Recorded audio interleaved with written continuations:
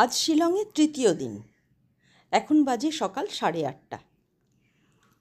রাস্তায় যেতে যেতে চলো আমরা একটুখানি পেছন ফিরে যাই।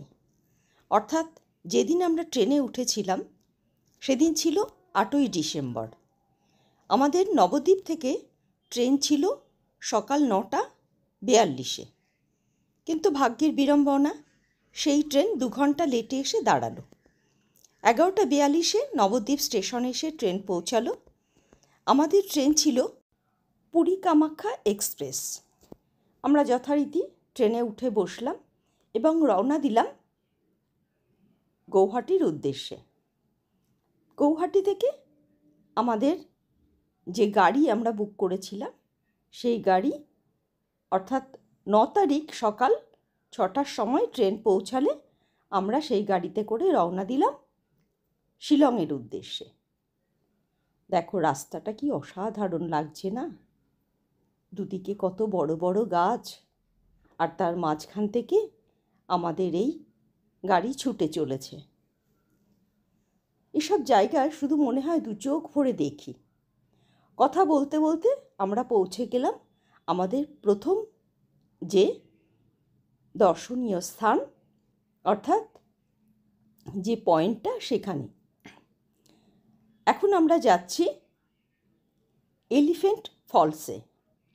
এলিফ্যান্ট নামটা হওয়ার কারণ, এখানে পূর্বে একটা হাতির মাথার মতো পাথর ছিল। কালক্রমে সেটা ধ্বংস হয়ে যায়, কিন্তু নামটা রয়ে যায়। এই ফলসটা 3টে স্টেপে রয়েছে, 1, 2 আর 3। প্রথম থেকে এবং 3 নম্বর স্টেপে নামতে বেশ অনেকটা খাড়াই পথ তোমাকে নামতে হবে। চলো তাহলে পায়ে পায়ে হেঁটে যাই এবং প্রত্যেকটা স্টেপ তোমাদের সঙ্গে শেয়ার করি। প্রথমেই যেটা পড়বে সেটা হচ্ছে ফার্স্ট স্টেপ। এখানে অসাধারণ জলের একটা ঝর্ণা রয়েছে। যারা এখানে এসেছে তারা দেখেছে, যারা আসেনি তারা আমার এই ভিডিওর মধ্যে দিয়ে দেখে নাও। এত সুন্দর প্রাকৃতিক সৌন্দর্য, চোখ ফেরানো দায়। প্রকৃতি যেন তার সৌন্দর্যকে উজাড় করে ঢেলে দিয়েছে। একটু জুম করে তোমাদের দেখায়। এটা বর্ষাকালে খুব ভালো বোঝা যায়, কিন্তু এখন ডিসেম্বর মাস তো, জলের যে ফ্লোটা বা তোড়টা সেটা অনেকাংশেই কমে গেছে, কিন্তু তবু দেখো কত বিউটি। পুরো ধাপে ধাপে জলগুলো আস্তে আস্তে নেমে এসে নিচের দিকে জমা হচ্ছে। সেই জলটা আবার এই ব্রিজের তলা দিয়ে বয়ে বয়ে দ্বিতীয় স্টেপে যাচ্ছে। দেখো এইভাবেই জলের স্রোতটা আস্তে আস্তে কিন্তু উল্টো দিকে নেমে যাচ্ছে। এবার যাব দ্বিতীয় স্টেপে। দেখো অনেকটা নামতে হবে, সিঁড়িগুলো রয়েছে। যাদের হাঁটুর প্রবলেম বা পায়ের ব্যথা বা কোমরের ব্যথা, তাদেরকে বলবো একটু সাবধানে যাবেন। এসব জায়গা তো বারবার যাওয়া যায় না, সুতরাং 2-1 বার আসতেই পারেন, তবে একটু সাবধানে নিচে নামবেন। চারিদিকে অনেক বড় বড় গাছ দিয়ে ঢাকা রয়েছে। এখানে আলো ছায়ার যেন একটা খেলা চলছে। এটা দ্বিতীয় স্টেপ। এখানেও দেখো জলগুলো ঠিক এইভাবে জমা হচ্ছে। এই জলটাই আবার বয়ে বয়ে ঠিক ব্রিজের তলা দিয়ে চলে যাচ্ছে অন্যদিকে। চলো তোমাদের ওই পাশটা একটুখানি দেখিয়ে নিই যে কেমনভাবে জলটা ও পাশে বইছে। দেখো এই দিক দিয়ে জলটা নিচে নেমে যাচ্ছে, অর্থাৎ 3য় নম্বর যে স্টেপটা সেখানে চলে যাচ্ছে। আমরা এবার আস্তে আস্তে নিচের দিকে নামবো। 3য় নম্বর স্টেপে আমরা গিয়ে দেখব সেখানকার প্রাকৃতিক সৌন্দর্য। চলে এসেছি 3য় নম্বর যে স্টেপটা সেখানে। এখানে জলের তোড়টা অনেক বেশি, আর এই যে জলাশয়টা, এখানে বোর্ড দিয়ে নির্দেশ করে দেওয়া হয়েছে যে কোনোভাবেই এই জলে নামা যাবে না, স্নান করা যাবে না বা সাঁতার কাটা যাবে না। জলটা দেখো কালারটা কি সুন্দর, ঠিক মনে হচ্ছে যেন একদম গ্রিন পান্নার কালার। অসাধারণ লাগছে, শুধু মনে হচ্ছে 2 চোখ ভরে দেখে যাই। এখান থেকে সরতে মন আর চায় না। তোমরা যদি আসো, হাতে একটু সময় নিয়ে আসবে, অন্তত ঘন্টা 2-3 এখানে থাকলে পারে তবে কিন্তু এই জায়গাটাকে ভালো করে উপভোগ করা যাবে। পুরো মনে হচ্ছে সাদা ফেনাগুলো যেন ওপর থেকে আস্তে আস্তে নিচের দিকে নেমে আসছে। এবার দেখো কতটা খাড়াই, ওই ওপর থেকে আমরা নিচে নেমে এসেছি। এই এতটা আবার কিন্তু উঠতে হবে। সেই কারণেই বলছি, যাদের পায়ের সমস্যা বা কোমরের সমস্যা তারা যদি চান একটু সাবধানে এখানে ওঠানামা করবেন। এখানে প্রচুর পাথর রয়েছে, ইচ্ছা করলে পাথরের পা দিয়ে দিয়ে তুমি একটুখানি এগিয়ে যেতে পারো, কিন্তু বেশি যাওয়া যাবে না। এবার আবার আমরা রওনা দিলাম। এই পথটা কি অসাধারণ না বলো? শুধু মনে হচ্ছে চোখ দিয়ে দেখেই যাই। সে একটা গান আছে না, এই পথ যদি না শেষ হয় তবে কেমন হতো তুমি বলো তো? ঠিক সেই রকমই মনে হচ্ছে এই পথে গাড়ি করে শুধু দূর দূর দূর আরও দূরে চলে যাই। দুদিকের সৌন্দর্য অসাধারণ। এবার আমরা চলে এসেছি আমাদের যে দ্বিতীয় ভিউ পয়েন্ট। দ্বিতীয় ভিউ পয়েন্ট হচ্ছে মাফলাং স্যাক্রেড ফরেস্ট। এটা স্যাক্রেডটা হচ্ছে একটা পবিত্র। এখানকার যারা বাসিন্দা তারা মনে করেন যে এই যে ফরেস্টটা এটা হচ্ছে পবিত্র ফরেস্ট। এখানে ঢুকতে গেলে তোমাকে গাইড অবশ্যই নিতে হবে।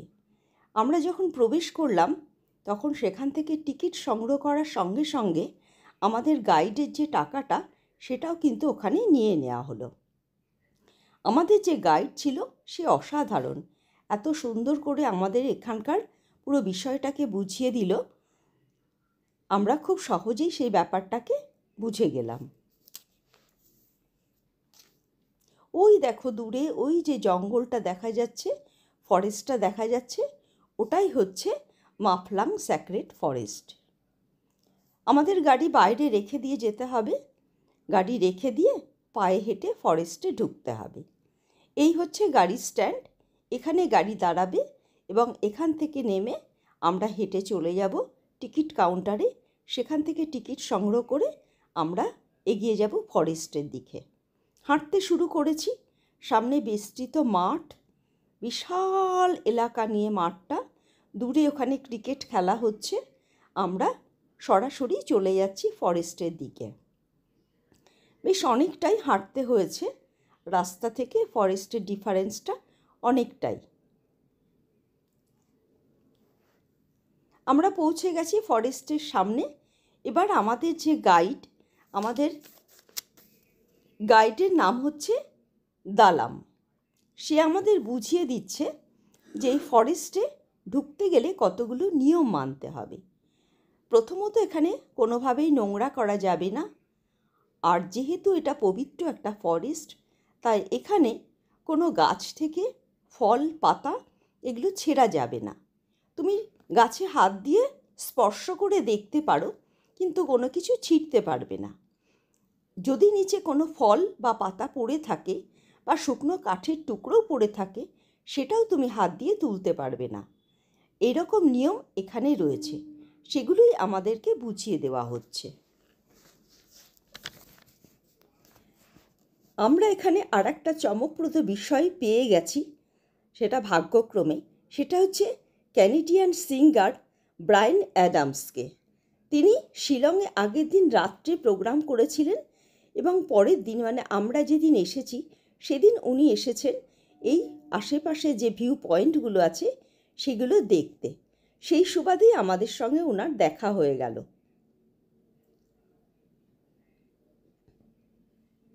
এই যে কালো রঙের সানগ্লাস পরা এই ভদ্রলোকই হচ্ছেন ব্রায়ান অ্যাডামস।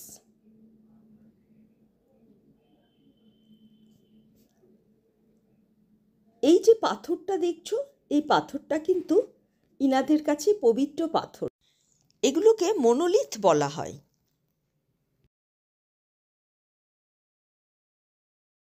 এবার চলো আস্তে আস্তে ফরেস্টে ঢোকা যাক। ফরেস্টের মধ্যে বহু পুরনো পুরনো গাছ আছে, যে গাছগুলো সম্পর্কে আমাদের যে গাইড সে বিশ্লেষণ করে বুঝিয়ে দিল, এবং এত ভালো ফটোগ্রাফার, তোমরা না আসলে বুঝতেই পারবে না। নানান ধরনের পোজে আমাদের ছবি তুলে দিল। সুদূর বিস্তৃত এই বনভূমি, উনার ভাষায় এই বনভূমিটা যদি তুমি অতিক্রম করো তাহলে চেরাপুঞ্জি পৌঁছে যাবে। তাহলে বুঝতে পারছো কতটা এলাকা ধরে বিস্তৃত এই বনভূমি। এই যে গাছটা, এই গাছটার বয়স হচ্ছে 350 বছর। এটা একটা রুদ্রাক্ষ গাছ।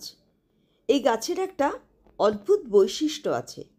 গাছটা কিন্তু প্রতি বছর ফল দেয় না, সে তার ইচ্ছা মতো ফল দেয়।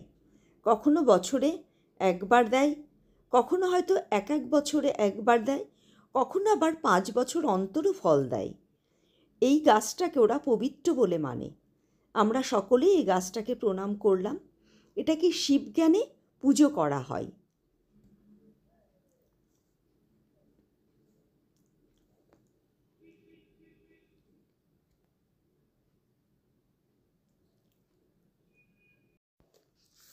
এখানে দালাম আমাদের বুঝিয়ে দিচ্ছেন এই রুদ্রাক্ষগুলো কিভাবে আমরা চিনব।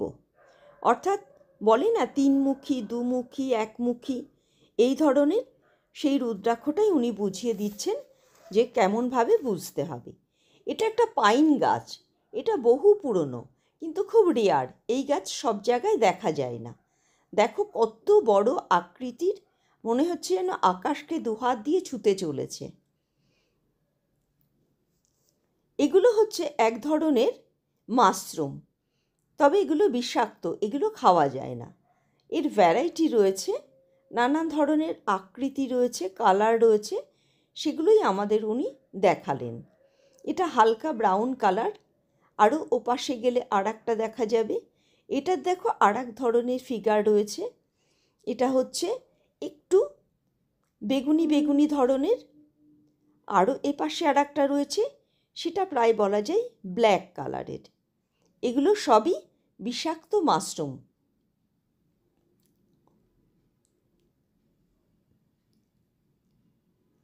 আমরা জঙ্গল পুরো পরিক্রমা করে এবার বেরিয়ে আসলাম। এবার আবার চলেছি আমরা রাস্তা ধরে আমাদের আর একটা গন্তব্যস্থল সেখানে। এবার যাব গার্ডেন অফ কেভসে। সেখানে আর এক ধরনের অনুভূতি অপেক্ষা করছে। তোমরা সঙ্গে গেলে বুঝতে পারবে যে সেই অনুভূতিটা কেমন ধরনের। রাস্তাটা শুধু দেখে যাও, কী যে অসাধারণ রাস্তা, আঁকা বাঁকা, পুরো মনে হচ্ছে যেন ড্রয়িং পেপারের ওপরে কেউ এঁকে দিয়েছে পেন্সিল দিয়ে। শুধু মনে হচ্ছে দূর দূরান্ত ব্যাপী চোখ চলে যাচ্ছে দেখার জন্য। চলে এসেছি, আমাদের গাড়ি এখানে রেখে দিয়ে এবার আমরা যাব ভেতরে। গার্ডেন অফ কেভসটা যখন আমরা পৌঁছালাম তখন সূর্য প্রায় অস্ত যেতে চলেছে। সেই সময় আমরা এখানে ঢুকলাম। এটা একটা বিশাল এলাকা নিয়ে, এখানে প্রায় 10টা পয়েন্ট আছে। তুমি একবার ঢুকলে গোলক ধাঁধার মতো এদিক ওদিক খুঁজে পাবে না। সেই কারণেই রাস্তাগুলো সব নির্দেশ করে দেওয়া আছে, অর্থাৎ একটা কেভ থেকে বেরিয়ে আবার কোন পথে যাবে, কোন দিকে যাবে, সেগুলো সব মেনশন করা আছে। আমরা হাঁটতে হাঁটতে চললাম কেভের দিকে। কেভটা আধো অন্ধকারে ভীষণ ভয়াবহ লাগছিল। সে যেন এক অদ্ভুত রোমাঞ্চ, যেটাকে অনুভব করা যায় কিন্তু তার বহিঃপ্রকাশ করা যায় না। তাই অনুরোধ রইল, অবশ্যই এসে চাক্ষুষ সেটাকে উপভোগ করবে। আমরা কেভের মধ্যে আস্তে আস্তে ঢুকছি। দেখো আলো প্রায় অনেকটাই কমে এসেছে, ভেতরটা আরও অন্ধকার। একটা মায়াবী পরিবেশ যেন এখানে সৃষ্টি হয়েছে। একটু ভেজা ভেজা আছে, পিচ্ছিল আছে, তাই একটু সাবধানে আমাদের যেতে হচ্ছে। যত এগোচ্ছি তত যেন আস্তে আস্তে অন্ধকার আমাদের ঘিরে ধরছে। ভেতরটা দেখলেই তোমরা বুঝতে পারবে যখন আমরা প্রবেশ করলাম তখন মোটামুটি সেইভাবে আর কোনো ট্যুরিস্ট ছিল না। আমি আর আমার ছেলে দুজনাই এখানে প্রবেশ করেছি। আস্তে আস্তে আমরা এগিয়ে চলেছি। স্বাভাবিকভাবে আলোর প্রয়োজন হয়েছে। হাতে ছিল টর্চ, সেই টর্চটা আমরা জ্বেলে সামনের দিকে এগিয়ে চলেছি।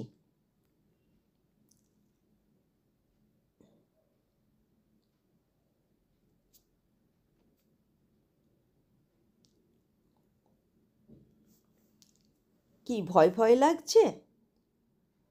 ছবি দেখেই যদি ভয় লাগে তাহলে বলো সেখানে গেলে কেমন অনুভূতি হবে। ওই দেখো দূরে একটা ঝর্ণা, ওপর থেকে জল নিচে পড়ছে। এখানে আবার একটা ছোট্ট জলাশয় মতো সৃষ্টি হয়েছে। এখানে কিছুক্ষণ দাঁড়িয়ে আমরা আবার আস্তে আস্তে এগিয়ে যাব আর একটা সামনে যে পয়েন্ট আছে সেটা দেখতে। বলছি না, এই জায়গাগুলো দেখতে গেলে না তোমার অনেকটা সময় হাতে নিয়ে আসতে হবে, না হলে পারে দেখে কিন্তু তোমার মন ভরবে না বা শান্তি হবে না।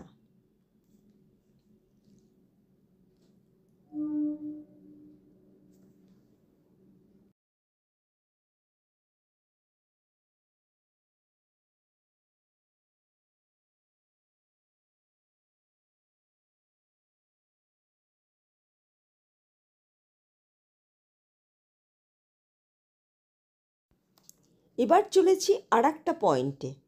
এইভাবেই রাস্তাগুলো করে দেওয়া আছে, তুমি একদিক থেকে আর একদিকে যেতে পারবে। কিছু কিছু উঁচু নিচু জায়গা রয়েছে, একটু সাবধানে তোমাকে পথ চলতে হবে। আমি চাইলে ভিডিওটা কেটে ছোট করতে পারতাম, কিন্তু সেটা করিনি, কারণ আমি চাই পুরো বিষয়টাই তোমরা সচক্ষে দেখো, তাহলে বুঝতে পারবে এখানকার প্রাকৃতিক সৌন্দর্যটা কত সুন্দর। যদি কারো ভালো না লাগে, ধৈর্যে না পোষায়, তাহলে সে স্কিপ করে নিও। কিন্তু আমি চাইছি না, সেই কারণেই আমি পুরোটাই তোমাদের সামনে তুলে ধরতে চাইছি।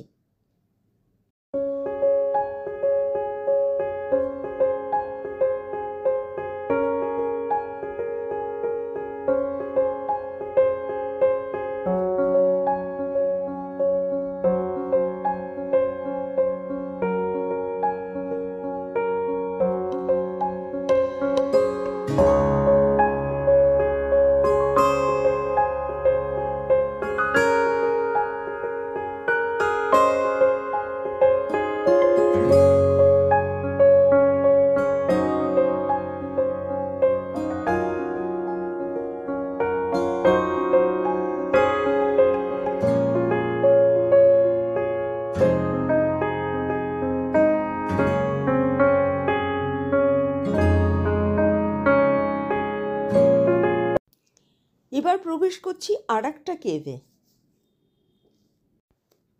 এটাও কিন্তু বেশ ভয়ঙ্কর। ভেতরটা এত পিচ্ছিল আর এত সরু জায়গা যে খুব সাবধানে তোমাকে আস্তে আস্তে সামনের দিকে এগিয়ে যেতে হবে। দেখো, দেখলেই বুঝতে পারবে কতটা সরু রাস্তাটা, তারপরে সব জায়গাটাই জলে প্রায় ভেজা। ঠিক সেইভাবেই আস্তে আস্তে এই কেভটাকে কভার করে সামনের দিকে এগিয়ে চলতে হবে। সামনে গিয়ে আবার একটু সিঁড়ি আছে, সেই সিঁড়িটা দিয়ে আবার আস্তে আস্তে ওপরে উঠলে তবেই তুমি এই গুহার বাইরে বেরোতে পারবে।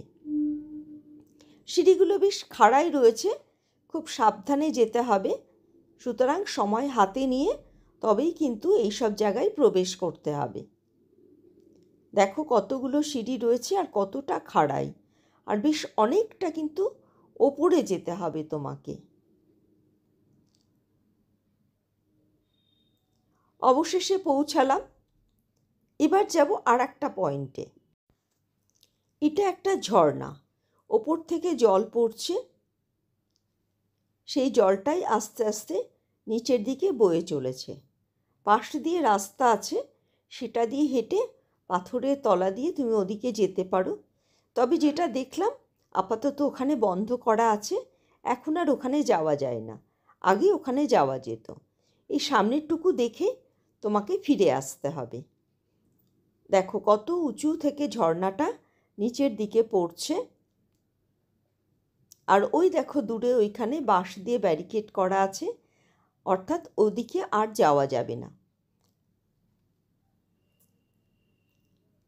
এইভাবেই জল পড়ে নিচে একটা ছোট্ট জলাশয় মতো সৃষ্টি হয়েছে।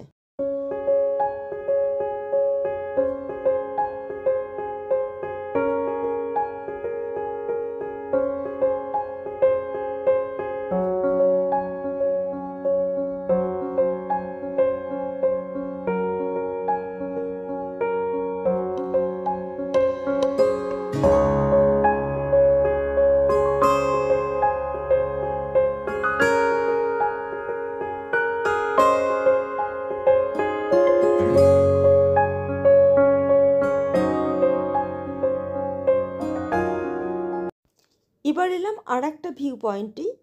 দেখো এখানে এটা পুরো একটা ভ্রূণের মতন লাগছে দেখতে, অর্থাৎ মায়ের গর্ভে শিশু যেরকমভাবে থাকে ঠিক সেই আকৃতি এই পাথরটার ওপরে। এটা একটা হার্ট শেপ। এগুলো সব প্রকৃতি থেকে আপনা আপনিই তৈরি হয়েছে, কৃত্রিমতা কিন্তু এখানে একটুও নেই।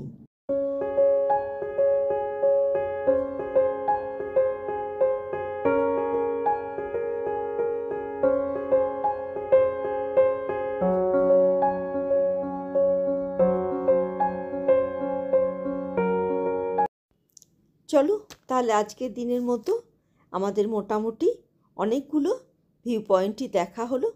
এবার তাহলে আমরা ফিরে যাই হোমস্টেতে। সকলে ভালো থাকবে, সুস্থ থাকবে। সকলের জন্য রইল অনেক শুভেচ্ছা, আন্তরিকতা এবং ভালোবাসা। তাহলে আজকের ভিডিও আপাতত এখানে শেষ করছি। আবার দেখা হবে তোমাদের সঙ্গে সামনের রবিবার। কেমন লাগলো প্রত্যেকে কিন্তু মতামত দিয়ে জানাবে। যদি ভালো লাগে তাহলে একটা লাইক দেবে, আর যদি বেশি ভালো লাগে তাহলে অবশ্যই একটা সাবস্ক্রাইব করবে। তাহলে আমি আরও বেশি উৎসাহ পাবো, আরও তোমাদের সঙ্গে নতুন নতুন ভিডিও শেয়ার করব।